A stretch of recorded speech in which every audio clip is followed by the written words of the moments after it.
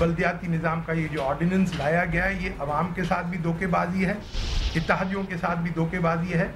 हम लोगों के साथ कोई भी इसमें मुशावरत नहीं की गई थी, और हम लोगों ने तो टीवी पे देखा कि रात को 4 बजे सीएम साहब मिठाइयाँ खा रहे थे और खिला रहे थे। हुकूमत के साथ या किसी भी चीज़ को आगे तब चलाया जा सकता है, कोई भी चीज़ आगे तब बढ़ सकती है कि जब ये ऑर्डिनेंस वापस हो।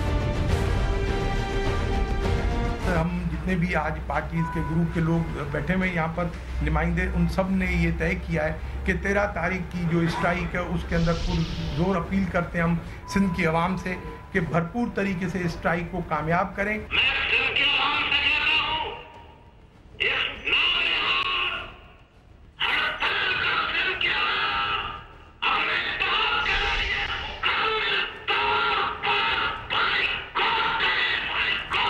सिंध का जो आप कह रहे हैं कि लोकल बॉडीज़ का है, ये मेरा ख्याल है कि अच्छी बात ये हो कि पूरे मुल्क को कॉन्फिडेंस में लेके पूरी कौम को आप अपना कॉन्फिडेंस में एतमाद में लेकर फैसला करें, तो ये सबसे अच्छी बात होती है। अब देखिए, यानी सिंध के अंदर डिवीज़न है, बाकी पाकिस्तान जो है वो तो उससे एग्री करता ही नहीं है। सिंध के अंदर बहुत बड़ी ताकत अवाम की जो इससे इत्तेफाक नहीं करती। बिस्मिल्लाहिर्रहमानिर्रहीम, अस्सलाम वालेकुम नाज़रीन, मैं हूं जैस्मिन मंजूर and welcome to the show. नाज़रीन, बल्दियाती जो इंतखाबात हैं वो अपने वक्त पर होंगे या नहीं, ये बात तो तब पता चलेगी जब ये ऑर्डिनेंस असेंबली से पास होगा, क्योंकि जाहिर सी बात है एक ऑर्डिनेंस जो है उसकी मुद्दत अब 90 दिन तक होती है, और उसके बाद जब वो लैप्स कर जाता है उससे पहले ही जो हुक्मरान जमातें हैं, ख़ास तौर पर 2 जमातें पीपल्स पार्टी और मुत्तहिदा कौमी मूवमेंट, उनको इस ऑर्डिनेंस को सिंध असेंबली में पेश करना होगा और इसके ऊपर डिबेट होगी या जैसे भी होगा इसमें अमेंडमेंट्स लाई जाएंगी। वो अपने इत्तेहादियों को कैसे रजामंद करते हैं, कैसे मनाते हैं, ये तो वक्त ही बताएगा। लेकिन इस ऑर्डिनेंस की आड़ में जो हड़ताल की कॉल दी गई है, उस हवाले से आज के शो में हम ज़रूर बात करेंगे कि एक तो ये ऑर्डिनेंस कैसे डिवाइड कर रहा है। ये बात भी कुछ लोग कह रहे हैं जो अब ऑपोजिशन बेंचेस पर जिन्होंने बैठने का ऐलान किया है, उसमें पाकिस्तान मुस्लिम लीग काफ है, उसमें फंक्शनल है, उसमें एनपीपी है, जिसके एमपीएस जो हैं उन्होंने कहा जब तक इस ऑर्डिनेंस को रिपील नहीं करेंगे हम ऑपोजिशन जमातों में बैठेंगे। हड़ताल को पसे पुश्त जो है वो पाकिस्तान मुस्लिम लीग नवाज ने भी कहा कि वो भी शायद इसे सपोर्ट करेंगे। अब एक तरफ आवाम से ये कहा जा रहा है कि हड़ताल को सपोर्ट किया जाए, 13 तारीख की हड़ताल को, दूसरी तरफ सिंध में ये भी कहा जा रहा है 2 बड़ी पार्टीज़ की तरफ से, पीपल्स पार्टी और एमक्यूएम की तरफ से, कि हड़ताल को नाकाम बनाया जाए। सवाल ये पैदा होता है कि अवाम जाए तो किधर जाए। अगर हड़ताल होगी तो सिक्योरिटी के खदशात होंगे, लोग दुकानें बंद करेंगे, बिजनेसेस बंद करेंगे, और अगर नहीं करेंगे तो डंडे के जोर पर बंद करवाया जाएगा। पिछली हड़ताल का वाकया भी मुझे अभी तक याद है, उसके गम भी मेरे ख्याल से लोग अभी नहीं भूले होंगे। इस लॉ एंड ऑर्डर की सिचुएशन में क्या ऐसा नहीं हो सकता कि हुकूमत अपने एलाइज को इस बात पर कायल करे कि मुल्क इस वक्त सिक्योरिटी के वो खदशात अफोर्ड नहीं कर सकता और एक बड़े शहर या सूबे को बिला वजह पैरालाइज करने की ज़रूरत नहीं है। रात के अंधेरे में ऑर्डिनेंस साइन हुआ, इस पर ज़रूर बात करेंगे। क्या वजह थी कि इसमें एएनपी, पीएमएलएन तो खैर असेंबली से बाहर है, लेकिन काफ और उसके साथ साथ जो फंक्शनल ग्रुप है उनको नहीं शामिल किया गया। छोटा सा वक्फा, उसके बाद हमें 3-4 गेस्ट इंपॉर्टेंट ज्वाइन करेंगे। आपसे तारुफ कराती हूँ।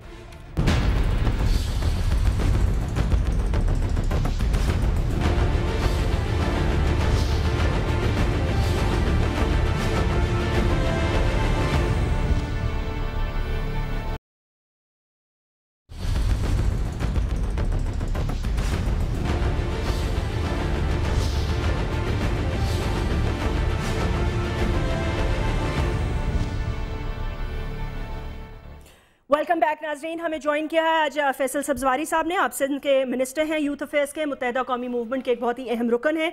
इसी तरह इंफॉर्मेशन मिनिस्टर हैं पाकिस्तान पीपल्स पार्टी के शर्जील मेमन साहब, वो भी हमारे साथ मौजूद हैं। खुर्रम दस्तगीर साहब मेंबर हैं नेशनल असम्बली के, पाकिस्तान मुस्लिम लीग नवाज के डेप्यूटी सेक्रेटरी इत्तलात हैं, और उसके साथ साथ सेनेटर इलियास बलोर साहब हैं, अवामी नेशनल पार्टी के एक बहुत ही सीनियर मेंबर हैं। सो आई एम रियली ग्रेटफुल कि आज आपने हमें इस पैनल में ज्वाइन किया, बहुत बहुत शुक्रिया। अस्सलाम वालेकुम एंड वेलकम। सबसे पहले मैं खुर्रम आपसे गुफ्तगू का आगाज़ करना चाहूँगी। थोड़ा सा ये बताइएगा कि आज भी मोहम्मद नवाज शरीफ साहब ने भी ये कहा है कि पूरे मुल्क को अगर लिया जाता कॉन्फिडेंस में तो बात बनती। उन्होंने इस भी खदशे का इजहार किया है कि शायद इसकी आड़ में جنرل الیکشنز کو کی دیر کرنے کے لیے کوئی سازش یا سازش کا سوری وہ لفظ نہیں استعمال کرنا چاہیے، میں بھی کوئی پلان ہو رہا ہے یا اس قسم کا، آپ اس کو کس طرح دیکھتے ہیں، اس آرڈیننس کو، اس وقت پہ ان الیکشنز کا آنا، یہ پاسبلٹی ہے یا ہو بھی پائیں گے؟ جی، سب سے پہلے تو ہمیں یہی غور کرنا ہے کہ جب ملک میں عام انتخابات میں 6 مہینے یا اس سے کم عرصہ رہ گیا ہے، ایک ایسی تبدیلی سندھ کے لوکل گورنمنٹ کے قوانین میں جو کہ آپ کو یاد ہوگا کہ پچھلے سال انہی دنوں میں ایک پوری کلا بازی لگ چکی ہے اس معاملے میں، تب بھی ایک آرڈیننس آیا تھا اور اسمبلی سے پھر وہ واپس ہوا، ریپیل ہوا، اس پہ ساری گفتگو ہوئی. تو یہ تو یوں لگتا ہے کہ ایک پاکستان پیپلز پارٹی کا جو ٹائٹینک اس پر ڈوب رہا ہے، بجائے یہ کہ اس کو وہ ڈوبنے سے بچائیں، یہ اس پر پتنگیں اڑا رہے ہیں اور کہتے ہیں کہ اچھا جی اب ہم لوکل گورنمنٹ کے الیکشنز کرائیں گے. یہ ایک بڑی غیر سنجیدہ بات ہے اور اس کا جو ریاکشن بھی آیا ہے وہ یہی آپ کو نظر آیا کہ میاں نواز شریف نے یہ بھی کہا، جس کا آپ نے حوالہ بھی دیا، کہ پورے ملک کا کنسنسس تو دور کی بات ہے، خود صوبہ سندھ میں یہ کنسنسس موجود نہیں ہے کہ یہ قانون جو ہے اس کے تحت لوکل گورنمنٹ ہونے چاہیے. تو یہ تو ایشو ہے کہ پاکستان پیپلز پارٹی کے جو ان کے ہواری تھے، چاہے وہ پاکستان مسلم لیگ فنکشنل کے لوگ ہوں یا عوامی نیشنل پارٹی کے لوگ ہیں یا این پی پی کے لوگ ہیں، اور کاف لیگ کے بھی ایک وزیر نے استعفیٰ دے دیا.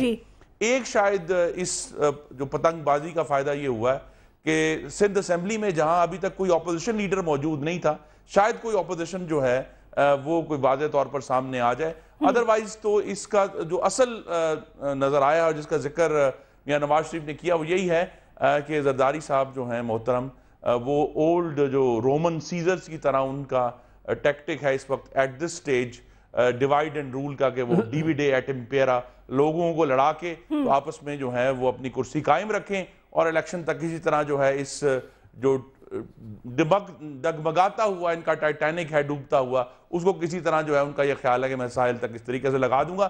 ادروائز سندھ کے عوام کی فلاح، پاکستان کے جو سٹیبلٹی ہے، یہ ساری جو گفتگو ہے یہ تو خیر اچھی بات ہے کہ پاکستان پیپلز پارٹی اور ایم کیو ایم میں گفتگو ہوئی ہے اور ایک سیاسی گفتگو ہوئی ہے، لیکن کاش یہ گفتگو جو 4.5 سال سے آپ کے ناظرین کو خاص طور پہ کراچی کے شہریوں کو اچھی طرح یاد ہے کہ ایک ٹارگٹ کلنگ کے معاملے میں ایک پورا نیا جو سرکس چلتا رہا ہے کور کمیٹیوں کا، لیکن 7,000 کراچی کے شہری جو ہیں وہ ٹارگٹ کلنگ میں شہید ہو گئے ہیں، لیکن اس کا کوئی نتیجہ نہیں نکل پایا. تو جو اہم کام تھا کراچی میں امن و امان کی بحالی، جس کے ذریعے کراچی کی معیشت کی بحالی ہونی تھی اور اس کے نتیجے میں پاکستانی معیشت کی بحالی ہونی تھی، وہاں کام نظر نہیں آیا. جہاں کوئی سیاسی بہت ہی میں سمجھتا ہوں نیرو مفاد تھے، وہاں ایک جو ہے وہ لا، اس کا آرڈننس جاری ہو گیا. اور اس سٹیج پہ جب ہم جمہوریت کے دعوے کرتے ہیں، ایک گورنرز کی طرف سے آرڈننس جو ہے اس کا بھی جاری کیا جانا جو ہے میں سمجھتا ہوں کہ سندھ اسمبلی کو موقع دینا چاہیے تھا کہ اس کے اوپر بحث کر کے تو 3 مہینے وہ کر کے اپنا لا پاس کر دیں. جی، جو بالکل اپوزیشن میں جو بیٹھی ہیں ان کا بھی یہ موقف ہے، بٹ یہ obviously 2 پارٹیز ہیں، ان کا بھی ایک موقف ہوگا. بٹ میں آپ سے پوچھنا چاہتی ہوں سینیٹر صاحب، کیا اے این پی کی بھی یہی ریزرویشنز ہیں؟ اے این پی یہ سمجھتی ہے کہ یہ آپ لوگوں کو شامل نہیں کیا پروسیس میں، یا آپ لوگوں کو شامل کیا تھا اور آپ اس دوہرے نظام میں جو کہا جا رہا ہے کہ ایک ہی صوبے میں 2 قسم کا نظام رائج کیا جا رہا ہے، پھر ریونیو اور پولیس کا بھی میئرز، ڈیپٹی میئرز کے انڈر آنا، اس کو آپ کس طرح دیکھتے ہیں، اس آرڈیننس کو یا اس وقت اس قدم کو؟ بات یہ ہے کہ کراچی جو ہے وہ سندھ کا دارالخلافہ ہے اور ہمارے جو پشتون وہاں بس رہے ہیں وہ سندھ کے مہمان ہیں. ان کے آئین کے مطابق، قانون کے مطابق انہوں نے اپنا زندگی وہاں گزارنی ہے، محنت کرنی ہے، مزدوری کرنی ہے، ووٹ ڈالنے ہیں. اور میں سمجھتا ہوں کہ ایک تو ابھی بھی چیف منسٹر صاحب بڑے بزرگ سیاستدان ہیں، وہ کہہ رہے تھے کہ ہم نے سب کو ان بورڈ لیا، ہماری پارٹی کو بالکل ان بورڈ نہیں لیا گیا. حالانکہ ہم سے ایسی کوئی بات نہیں ہے، جیسے یہ کہتے ہیں کہ ہم 90% ہم دونوں پارٹی ہیں، اس میں ٹھیک ہے، اس میں کوئی شک نہیں ہے کہ 90% ہیں اسمبلی میں. اگر اسمبلی میں 90% ہیں تو ان کو آپس میں ہی اس بات کو اسمبلی میں لانا چاہیے تھا اور پھر سب لوگوں کو ان بورڈ ہو جاتے، سب لوگ اپنی تقریریں کرتے، کوئی امینڈمنٹ دیتے، کچھ کرتے. اب تو انہوں نے سندھ کو 2 حصوں میں ڈیوائیڈ کر دیا. بدقسمتی سے یہ ہے، اور میں یہ سمجھتا کہ رات کو 3 بجے دستخط کرنے کا مقصد کیا ہے؟ ان دونوں پارٹیوں کو آپس میں ایک دوسرے پہ اعتماد نہیں تھا.